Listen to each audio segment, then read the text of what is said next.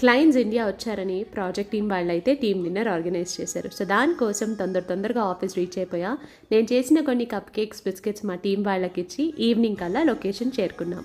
అదే లీలా ప్యాలెస్. ఇదైతే పేరుకి తగినట్టే చాలా రాయల్గా ఉండింది.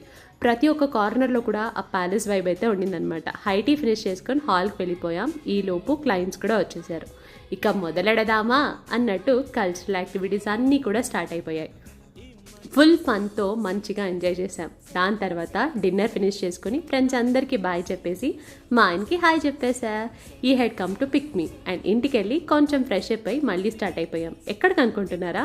ఫ్రైడే ఈవినింగ్ ఒక మంచి movie. What a combination to start your weekend కదా. అలా మత్తు వదలరా 2కి వెళ్ళి ఫుల్గా నవ్వుకున్నాం.